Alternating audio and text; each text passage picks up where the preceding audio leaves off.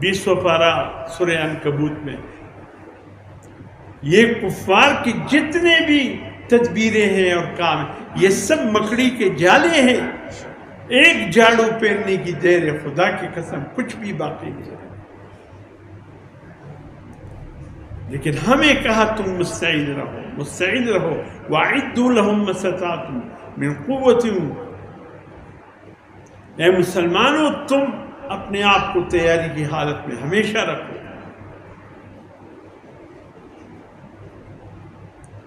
کچھ پتہ نہیں ہے کب ان بدبختوں کی دل میں آگ بڑک اٹھے اور وہ تم پر حامل، جب تمہاری تیاری کو دیکھے گا تمہارے قریب نہیں آئے گا۔ رباط الخیر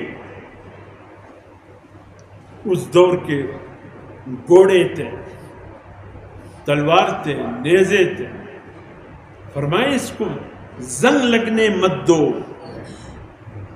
زنگ لگنے مت دو۔ حضرت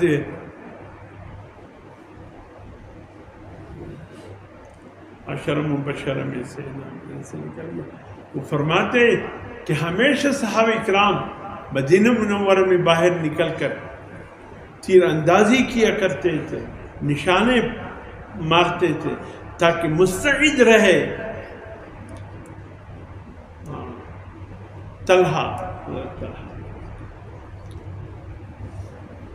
حضرت طلحہ فرماتے قریب میرے حضور صلی اللہ علیہ وسلم ہوتا تھا، میرا نشانہ ہمیشہ صحیح نشانے پر لگتا تھا، ایسا مسکراتے حضور صلی اللہ علیہ وسلم کی خوشی سے انتہا ہو جاتی۔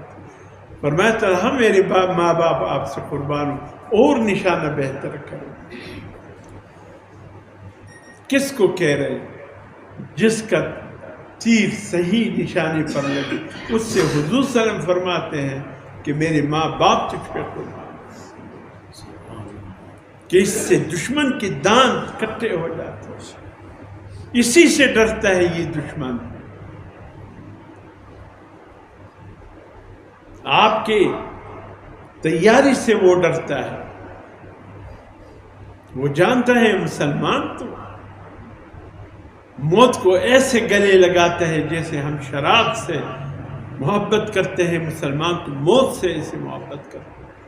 ان کے نزدیک وہ بیچارے سمجھتے ہیں کہ مر گئے، سیدھا جہنم کے اسفل سافلین میں پہنچ گئے۔ مسلمانوں کے لیے تو زندگی بھی سبحان اللہ اور موت بھی ایک جاندار